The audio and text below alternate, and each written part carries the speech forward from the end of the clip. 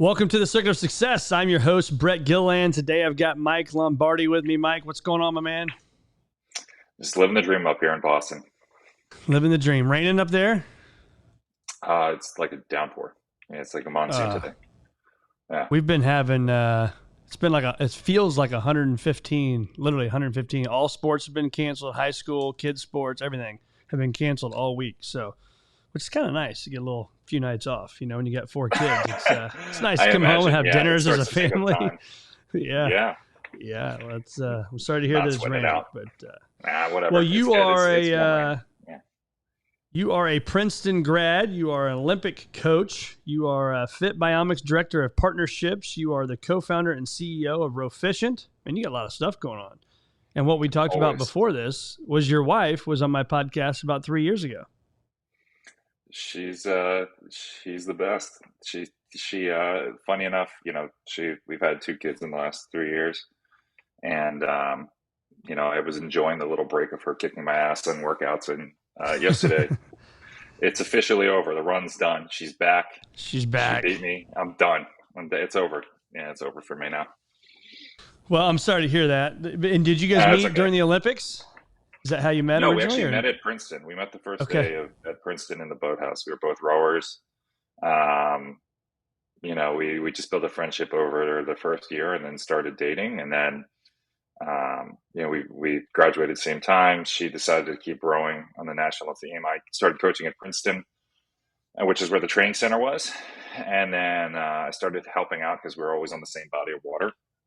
So, I'd finish up a row. I'd see them coming in. And they say, "What do you think?" And I just start giving her some feedback on it, help them through London. And then for the Rio cycle, I ended up being her coach for part 2. So wow, that's, we got married in between, but so she has to listen to you when you're talking rowing, right? I mean, different. She has to listen to you on the water, but maybe not at home, or what? No, we're a good team dynamic. I think that's always been a strong suit for us is we have complementary skill sets, and our personalities go well. Like I sit back, I kind of see how I can help a person, a team, anything. And then you coach them along, and Sarah's very receptive to coaching and she likes feedback. So it's a really good match. But yeah, it's things that I kind of learned through coaching. I've kind of taken everywhere and kind of applied to whatever. That's awesome. So if you can, maybe give us a little bit of the backstory, Mike, on what's made you the man you are today. I'm sure there's people all around you and some backstory in there, but what's helped with that? Sure. I mean, I think, I don't know how many people say it's where they're from, but I'm from Philadelphia area, South Jersey. I think it's a kind of part of the DNA a little bit that, you work hard, you don't make excuses. It's all about accountability. And I think that, my dad was always a really good role model for that. And I'd say that the first person I really remember kind of like changing my life in that sort of sense, was my high school rowing coach, Bill Lamb. And, he pointed out to me, or he made me believe in myself to a level that I didn't think of before. Like I was a talented athlete, varsity basketball. I messed around with soccer, which is funny at 6'7", and like rowing, I just kind of stumbled into it because somebody said you should go try this because you're tall. I was decent, but I didn't really totally understand, like, as most high school kids don't, like, what is full exertion? What is going to the max? And I think he really kind of helped me unlock that. So it was the combination of me being a Jersey guy going to a high school in Philly. All those guys knew each other. So in the basketball circuit, I kind of had like a chip on my shoulder. It's like, I'm this outside guy and I was not part of their crew. And that was fine. I was really good at basketball, but rowing really kind of welcomed me with open arms. And Coach Lamb, he held me accountable. He's like, I remember this after the 2004, I guess, national championship. I was still in the JV as a sophomore. And he's like, "Mike, next year, like, I need you to be the team. Like, that was amazing. You won that race you won the championship for those guys. This is an 8-man boat. I stayed in front of the team. So now there's all this pressure. Okay, cool. I got to go do this now." he's kind of grooming me the next year. And, I go play basketball, do that whole thing. The season's over. I show up to practice. It's a race day or race practice. And it's like my second day back. I haven't touched an oar in, 4 or 5 months. And he just unloads a little bit of like, you're supposed to make the boat 1,000 times better, not worse. And just that the course of that season was like, hey man, this is no bullshit. Like, people are really counting on you and you have to hold yourself accountable. And he hammered home what accountability means and holding yourself to a standard. And it doesn't matter what anybody else is doing. Like, it's your standard or our standard. And that's what matters. So, he completely changed it for me. And then when I got to college, I carried a lot of that stuff with me. And then through rowing at Princeton and then coaching at Princeton, you learn a lot of lessons. And I think, I know you've had lots of coaches on here, but finding your voice is a hard thing as a young coach.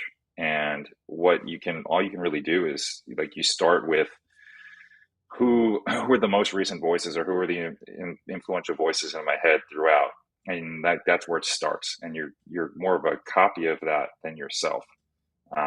So again, another sort of inflection point for me. I took over mid-year coaching at Princeton, and I kind of came down on them a little hard on practice just because of attention to detail. And one of the kids from Iowa, he said, "Mike, you catch more bees with honey than vinegar." And I was like, I think I got more upset when he said it, but like just internally. But from then, it was like completely changed my outlook of like, I know who I want to be as a coach now. Like, I want to bring these kids along and these young guys and develop them. And it's about the process together. And it's not like, this is it and this is how you do it. And that's what I've kind of taken with me from that point on. And when I completely changed that, then I saw way better success in the rest of that season and then in ensuing seasons. So it's a little bit of a shift in mindset from being so competitive as an athlete and then shifting to like, this is all about everybody else. And knowing you can't really do anything, right? You can't control the outcome because you're not in there, right? You're not in there rowing and doing that. It's all through other people. Yeah. And it's still so fresh, right? Like, you just did it, and you're either happy with how your career ended or you're not. Most people aren't. Or I'd be still rowing for the national team or something like that. And even still, like, a lot of times that doesn't end up well. But, it was, I would get less frustrated with the outcome, more about the process. Like, why isn't this cue working for coaching, for you making this technical change or something like that? So, finding more patience and ways to connect in different ways, because everybody's different. That's the big thing. It's like, just because I understand something one way doesn't mean that anybody else understands it the exact same way. So you have to reach people where they are, and you might have to try 15 different cues to get the same outcome. So how have you changed your definition of success over time, right? And I asked that question because I know for me, when I was 22 years old, starting in wealth management versus now being 45 in wealth management, my definition of success has changed quite a bit over the years. Has yours changed as you've progressed in your life? Yeah, for sure. It used to be very binary. You won or you didn't win. I went faster than everybody else, or I didn't. I scored more points, or I didn't. That now I look at it as those results are just the byproduct of the process. Did we elevate the group, like within a team setting in terms of like business? So at Whoop, did we elevate the brand? Did this marketing campaign do what it was supposed to do? Did we activate the max that we could? Did we squeeze the most potential out? Basically, did we set ourselves up for success? How did we execute against it? What was left on the table, and what did we maybe overperform on? So I think it's a more realistic and full 360 view of success, as opposed to binary wins, losses, how much money you're making, like, especially as I'd say in the last 2 years more so, with kids. Not even the first year of my first son's life, because it was like peak pandemic and I don't, whatever the world was. So I feel like I was still very stressed about, I don't want to say the wrong things, but at a certain point, it was just like family is first, and I impacting the boys' lives, and like that's success to me. Being there for them, helping Yeah. them through all the things they go through, like that's success. And being healthy enough, like not going to the gym and being like, I gotta win this workout. Cool if I do, but it's really like I hope I go get a good workout, spend some time with people, and come back and I'm healthy, right? You know, as you get older, as I'm Yeah. sure you can appreciate, like part of it Didn't is pull just a making sure I hamstring or leave that something. place in one piece. Yeah, like Right. I didn't blow a shoulder out or something. So Yeah. yeah, it's a completely different shift from a mindset perspective. Well, people are going to think I'm a Whoop, I'm getting paid by Whoop or something. I'm not. I wear a Whoop, have for, I guess, 3 or 4 years now. And I had Kristen Holmes on the show yesterday. She'll be out next week. But what did you learn when your time there as an early adopter and seeing something that's grown like to what it is today? So Kristen actually was my first boss. She hired me at Whoop, and Okay. we met at Princeton. We coached there, and we both had athletes in the London Olympics. So we spent some time Huh. over there. So it's kind of a long-term relationship with Kristen, and she was very influential in my process too. I would say my in my professional career.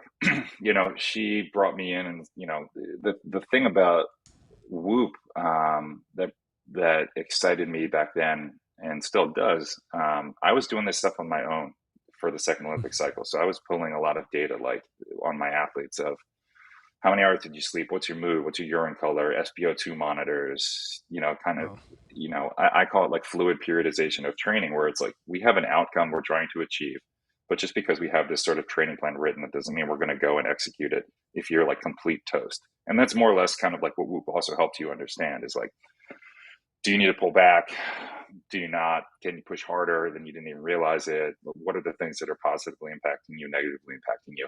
And I got to do that with Kristen for a year and a half, basically as like performance consultants to teams, and we got to help other teams win national championships, which was more fulfilling to me than actually winning them myself.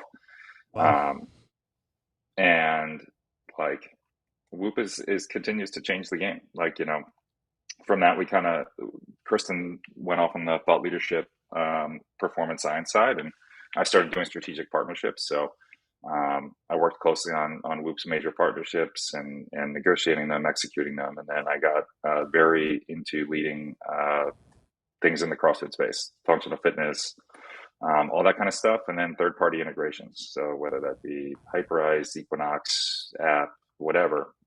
So working close with the product team. So the thing that I always liked is I'm like a serial entrepreneur, I'd say. That's what they told me in business school, which is don't work for anybody. Not that you don't play well with others, but you thrive much more in small environments where you can really get your hands dirty. Um, and that's what Whoop was when I joined it. I think there were about 35 people when I joined, and we Wow. got to do everything, um, which is both stressful, but also really amazing. Um, and now Whoop is a huge company, and uh, you know it continues to grow and changing lives. So um, I Does that honestly don't change remember your what the original question was, but you know there we are.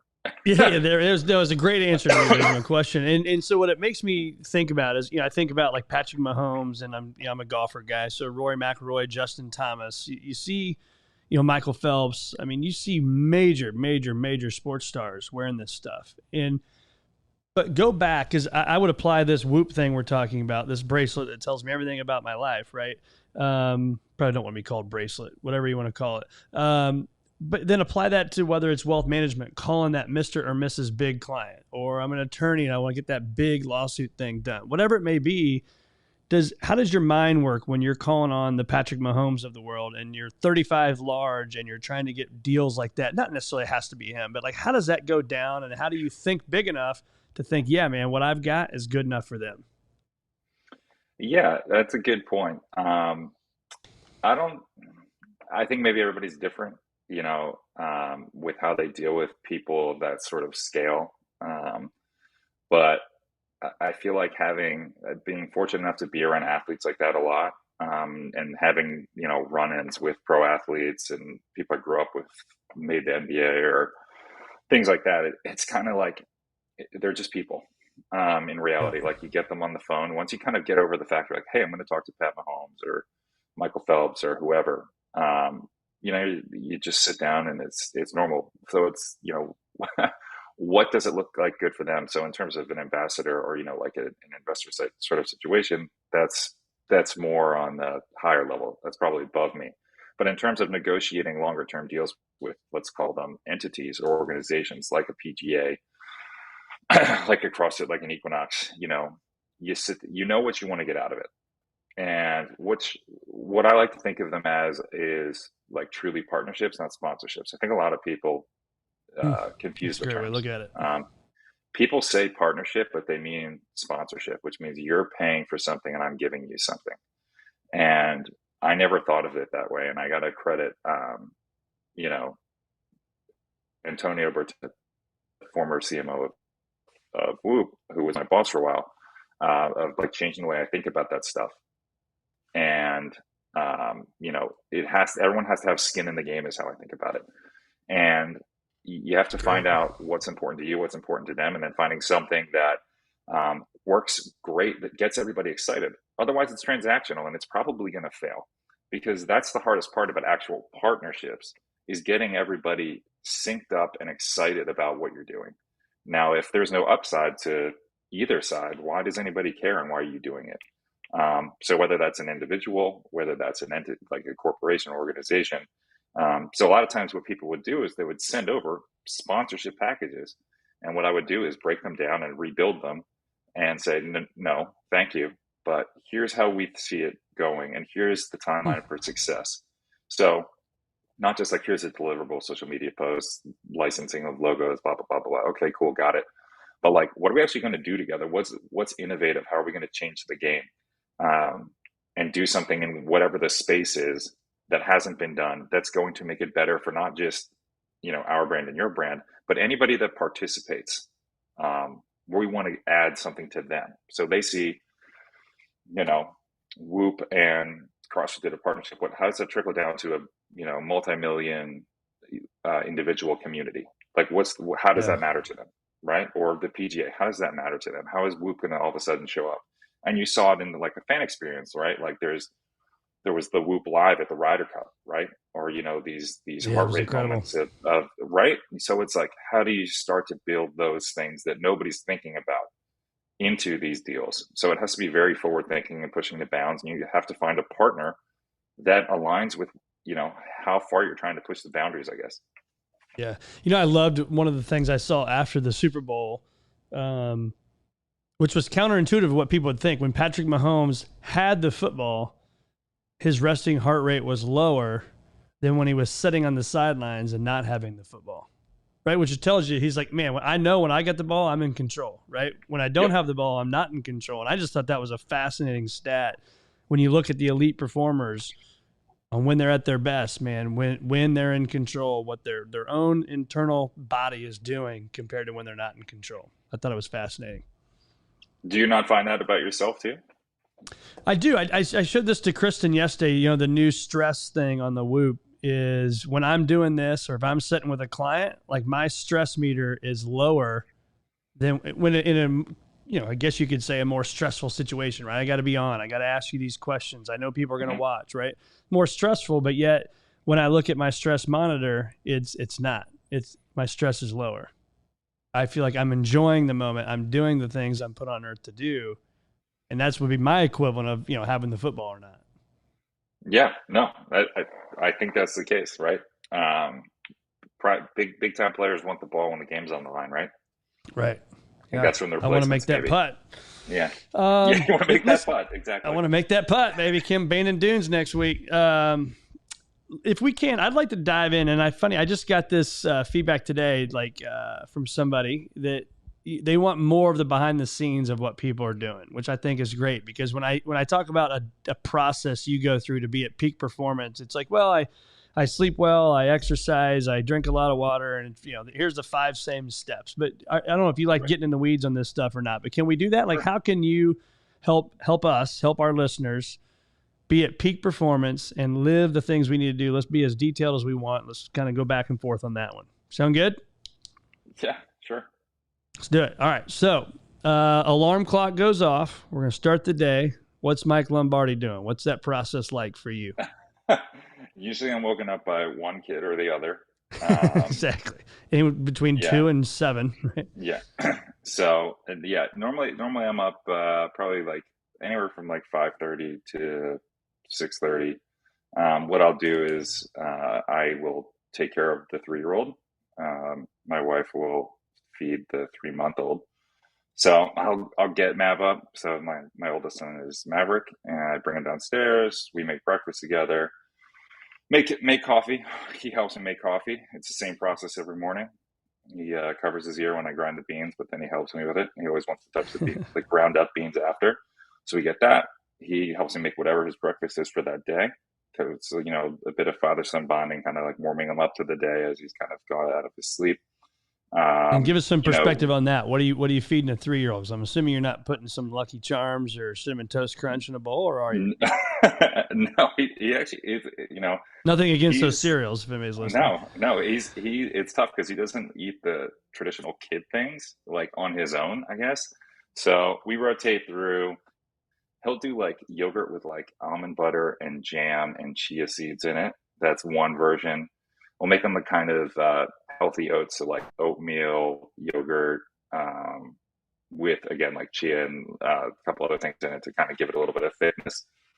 Um, Occasionally he'll want like chocolate chip pancakes, and I'll make that, and that's fine. But most of the mornings he's kind of on the yogurt train, and we'll eat something like that. I will also make an oatmeal at the same time because we need to be out the door at 7:45 to get into daycare on time. So we'll kind of get all that. At some point I have to also walk our French bulldog. So in between I'm feeding him. So I have to figure out how to get my toddler to walk the dog with me, which is harder most days than not. Get all the stuff. So I'll throw all that stuff in the car because I know I'm going to have to be hands on to get Mav in the car. We head out the door about 7:45, 7:50. I drop him at daycare. Then I go directly to the gym. I work out at a CrossFit box. I do my own stuff. I have a pretty good internal clock of what I should be doing on any given day based off of kind of like, how did I sleep? Am I kind of jacked up? Is there something I'm excited about doing? I have a couple of people that kind of just follow whatever I do, which is fun. So I've got a little training group that is kind of waiting for me when I roll in around 8:30. We hit it hard for, about 60 to 75 minutes. I'm out the door back to help out at home and really start hammering in the workday. So I don't usually eat breakfast until after, or like a real breakfast or my first real meal until after the training's done. So we're Okay. at 10:30 now. Yeah. Yeah. So then you eat at 10:30ish. Probably healthy meal there, and then how many times a day are you eating?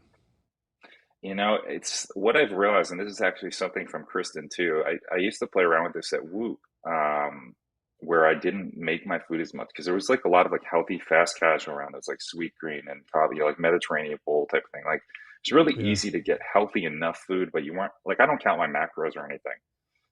It's just kind of aware of what I'm eating. And I think what I was doing was I was actually having too much protein in the middle of the day, and it was making me feel very lethargic. Hmm. So what I did was I probably halved that protein throughout the middle of the day. So the breakfast can still be high protein, shakes or whatever supplements you want to add in. But when I eat too heavy of a protein portion in the middle of the sort of like lunch time of day, Yep. it was like tanking me.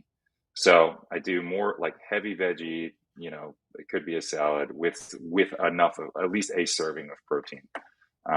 And it's just giving me way more energy for the back half of the day. I usually have a nice coffee at some point, usually like one or two. And I don't know. I guess you say, how many meals do I eat? I'm just kind of like always eating. Again, I'm like a big guy, 6'7", 230 pounds. So it's just kind of like consistent. So it's like I just finished eating and I'm like, all right, well, I want another apple now. And I'm just going to kind of keep doing that. But we don't keep like crap food in the house, so to speak. So it's like, it Yeah. always will have to be like a fruit or a yogurt as like a snack, or I mean, perfect bars are basically candy bars, but like healthy. So I might have like a half a perfect bar as like a bite of something, and always hydrating. I know people said that, but Just It's gotta like important, I the mean. days I feel best. It's hard. It's really hard if you don't start early. It's basically impossible. I don't know how much Kristen got into this. We used to talk about this all the time, but like there was a period of time where I tried to drink my body weight in ounces of water for like a week. It's basically impossible. But Yeah. it like my HRV skyrocketed. I didn't change one other thing besides water intake. So it was wild. So back to Wow. the day. Now we're at I don't know. Works all throughout this. I'm helping out with the 3 month old. Usually you have to leave around 4:30 to go get Nav from daycare again. Go get him, come home, we make dinner together. He has whatever he's gonna have, and then make dinner for the whole family every night, and then the masquerade of bedtime begins around 6:45. Bath time, It gets bedtime. easier, brother. I'm telling you, it gets easier. Just hang in Hour and there. 15, hour and a half. Oh, it's fine. And then eventually he's down.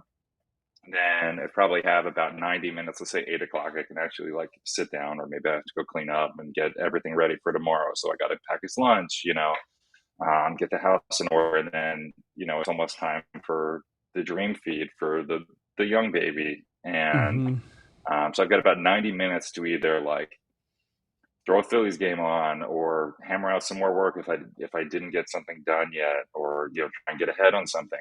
But usually I give myself a solid like 30-40 minutes to kind of like unwind and like let my brain decompress from all that high activity, because we're also body training. And yeah, I probably get to bed around 10:30 every night. Do the dream 9:30, so feed, you're clean saying? everything up like 10:30. Nice. Oh, 10:30. Okay. Try to, Nice. try to, yeah, try I to. like it. That's good, man. Do you take Rinse vitamins? and repeat. You a vitamin guy? I take well, I do like collagen. I don't do well. I guess I do like vitamin C, but I don't take a multivitamin, but I definitely should as I'm getting older. But yeah, I do like whey protein, collagen, creatine. That's like a just a go-to every day. Got it. Okay. How do you challenge your own thinking? Oh, that's good. Um, what I like to do is I put my thoughts down, and then I have to take a day away and then rethink the whole thing. And like with fresh eyes. Or I like to bounce ideas off people. Um, I don't know if it comes through on this podcast, but I'm very stream of consciousness in terms of the way my thoughts go. So a lot of times my brain is firing faster than I can even get the words out or put them down. So what will happen is I'm just going like a million miles a minute as an idea is populating, and like I need to slow it all down to try and get it across to somebody else. So that's part of it. Is one, how do I clearly articulate something to another person to even get their feedback? But like once I do have that, it's getting feedback from people that I trust, that I know have different perspectives than me, um, but know enough about whatever I'm talking about to effectively challenge it or validate what I'm thinking. So I'm not going for somebody that's just going to tell me yes. In fact, I don't want somebody to tell me yes. Like, I wouldn't keep you kind of around if you were just a yes person and that was the Yeah. relationship. Um, I think that's why Sarah and I are so successful as a partnership, because we do challenge each other in that sense of different styles of thinking, not one better than the other. It's just situational. Like, oh, that was a great thing. I didn't think of that part. Um, and being really open, like not having an ego of like, well, this is what I thought and it can't be improved upon. If that was the case, then I'd be, I don't know, I'd own Twitter or something. But I'd have enough money to at least. But Right. that's Exactly. that's not the case. Are you a journaler? Like goal planning, journaling, kind of time away? Like I always talk about time in the business and time on the business. I like to go about once a quarter. We'll take our team, go off site. We plan, we strategize, we think. Do you like that stuff? Do you do that stuff? What's that been like in your life? So at Whoop, I was a big notebook guy, and that was more for like biz dev Yep. stuff or like keeping notes on that kind of stuff. Once I kind of got into building campaigns or partnerships, I could keep that on the computer. I would say like one of my superpowers is I can keep a ton of information in my head like fully organized. not Yeah. helpful for the other people, but for like my tasks, like I can, check them off without putting them down. I wouldn't suggest that for most people, but I usually do. What I will do is I do set like these are mandatories for the day. I always have my like long term goals up here and somewhere on like probably on my notes on my computer and my phone. But I will have like these three things mandatory today. Get them done as soon as like before noon. They have to be done before noon, and Yep. then whatever else you're going to do more. But like definitely accomplish these things because I think where I think people get into trouble, and myself included, if you never let yourself have any smaller wins, um, it starts to just mount, and it's easy to start viewing things as a failure or you're not making progress because it's not as tangible. So like it's very important to have these sort of tangible things, whether it's like that was a great gym session. I clean and jerked something, or like I accomplished exactly what I wanted. Okay, that's good because there's going to be days that it's not that, or it's like I handled this, and this for my life. Like we enrolled in preschool, and he's got his lunchbox. Like they don't all have to be business related things. They are life related to keep me grounded in everything that's going on, and I think that keeps me level and in all of these things. I call it the roommate. I read that in a book once, that we all have this roommate that lives with us. It's that person, right, that sits on our shoulder and may tell us things. It's our internal thoughts, our internal conversations that we have. Are you good at those? Are those mostly positive? If they are negative at all, can you flick that guy off your shoulder? Like, what's that look like for you? Yeah, the anything negative lasts very little. I love it. I will I say I'm an irrationally confident person sometimes, and I think that anybody that's great at anything is. Um, I don't think that there's like a non-confident pro athlete or top performer anywhere. It doesn't matter what the business is.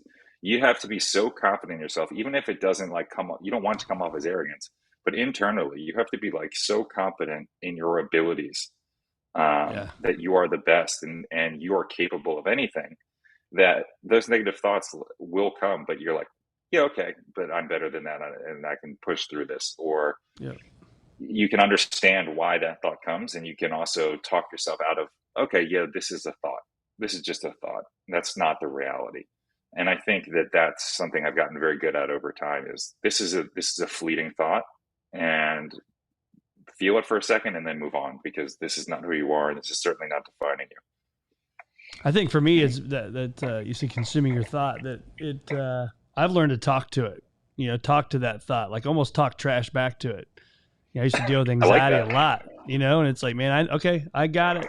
Like, I know Sunday, I don't like small airplanes, and I know I'm gonna be on a smaller airplane Sunday. I'm gonna have some serious anxiety. If I kind of had it through off and on this whole week, but I'll tell it like, look, I know what you're doing. You're trying to make me go there and think all these irrational thoughts.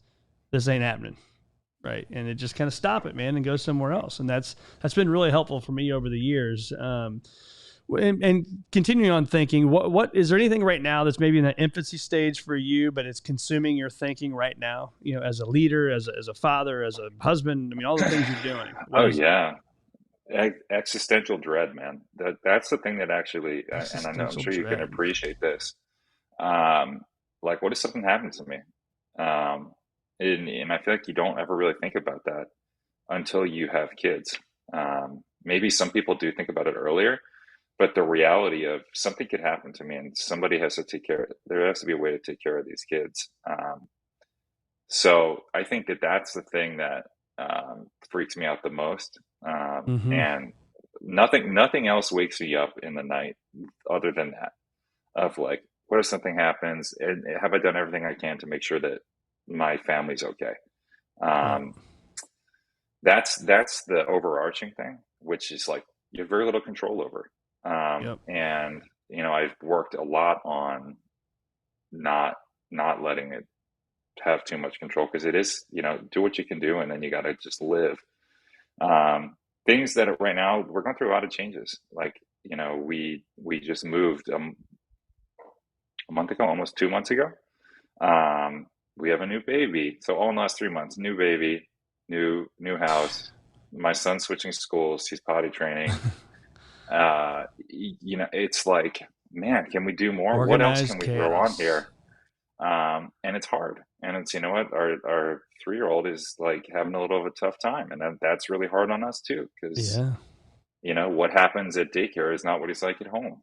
And it's changes. If it's hard, I just literally had this conversation with Sarah downstairs. Um, you know, if you and I are feeling it, like this level of sort of like anxiety and Yeah. stress, how do you think a 3-year-old who has no ability to regulate his emotions or articulate any of this stuff is doing? Like, he's Yeah. doing better than both of us, I think. So like, Like that's Teflon. the stuff right now. Yeah, it's like Yeah. that's the stuff that I takes up my headspace. It's like working is fun and they're opportunities. Whereas I can't even say at Whoop. Like when I had no kids, young professional, like everything's great. You can go all in and Yeah. like, you don't have to care about anything else. And I believe that like having kids has helped me put things in place. As you kind of said, it's like you've got work time and out of work time and those sort of thoughts. And um, it's really been great to kind of have that shift of like there's work and there's life, and work's necessary for life, and hopefully there's some cool things in there. But ultimately, like it's the relationships, it's the people, and how you treat them, and the joy you bring to other people too. Yeah, it's funny. So I don't, not that I'm that much older than you, but I probably am quite a bit older than you. But in talking about kids in our lives, mine are 17, 15, and my 15-year-old man, I dropped him off at school today for the last time that I'll ever drive him to school. I'm like, oh, Really? so, yeah. So he's my second one. So my oldest one drives, and he's 17, almost 18, almost 16, and then 13 and 8. Um, and one of the things I did when my kids were at your kids' age, and I don't know why, but I thought about like the things you thought about too. Like, what if I'm not here? Are they going to get anything that I ever taught them? All that stuff. And so I would find myself sometimes literally just holding a phone while I'm driving. I wouldn't look at the phone, right? Got to be safe, but do a video and talk to the boys and then send that to like an email thing that we have. Like, they didn't have emails and phones and stuff back then, right? And so I would make sure there's a place where they could go watch those videos of what you stand for, man, because we don't know. I could get hit by the We proverbial don't. truck tomorrow, right? And it's like, Yeah. I want them to understand about who they surround themselves with matters. And now, at 17 and 15, they're probably like, oh, God, here he goes again, right? But when they're 3 and 1 or 3 and 3 months, I mean, they don't know that stuff. They want to hear from dad. So just a thought for people that are listening or for yourself, for food for thought. So this has been awesome, man. Winning is a choice. You agree with that? Winning is a choice. Yeah. Is it? Who I'm said that? asking. I don't know. No, I'm asking. I'm asking if you think it's a choice or not. Because I believe there's a lot of things that are choices, but is winning a choice? And I'm anxious to see where you go with that because I I got some don't think thoughts. I don't think that winning is a choice. I think that what you're willing to do to win is a choice. Yeah. Um, let's say you're running hill sprints. Like everybody that's running it hypothetically wants to win, but how deep are you willing to go? How much are you willing to make your muscles burn and ache to win? And if it's not more than everybody else, then you're probably not going to win. Yeah. So I don't think winning is the byproduct of the choices that you were willing to make to win. Yeah, I agree with you. I'm glad you said it that way because that's what I think. Where take Tom Brady, Patrick Mahomes. We'll just pick on those guys. There's 6, 7, 8 quarterbacks that come, and probably all of them hopefully think they can. But realistically, there may be 6, 7, 8 quarterbacks this year that think they can win the Super Bowl. Right? They all think they're going to Mm-hmm. go there. But it's not a choice, man. There's so much stuff that goes into it, and it's preparation. It's how much more are you going to work on your body, your sleep, all the stuff that we've been talking about all day. So I'm glad to hear you say that because I agree. I think if we're out there running the hill sprints, everybody wants to win, but it's how much effort are you going to put into it. So we want to focus on the effort, right? Part of the circuits of success, It's focus on effort. the effort. Yeah. What did you do leading in? Did you know that those hill sprints were coming? Did you train for that? Like, or Yeah. did you just like, hey, I'm good enough to show up? Because you're probably not. It works to a point, but if you really want to take things to the max, you have to go above and beyond. It's everything that people don't see. That's Um, right. and just for the quarterback thing, Jalen Hurts is the best. and the Eagles will be back in the Super Bowl. So I love it. That's great, man. He had a hell of a year last year. He's fun to watch. I like that. Love that guy. Well, where can our listeners find more of Mike Lombardi? Well, if you want lots of dad and training content, you can follow me on Instagram at Lombardi Michael. Rowficient exists still on Instagram. If you're looking for rowing tips or any of that sort of training stuff. So we actually worked with Harvard's women rowing team for like the last 6 years.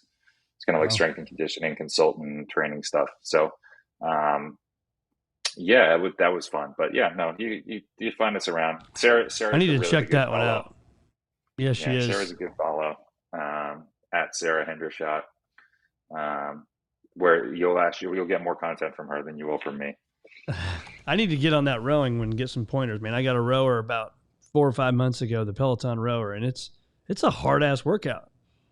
Yeah, it's not easy. That's the thing. It's people make it look easy. It's not easy. And no. Yeah. So hey, you can always hit me up after this for some rowing. All right, man. I will do that. Well, Mike, it's been awesome having you, man. Thanks for joining me on the Circuit of Success podcast. Thanks for having me.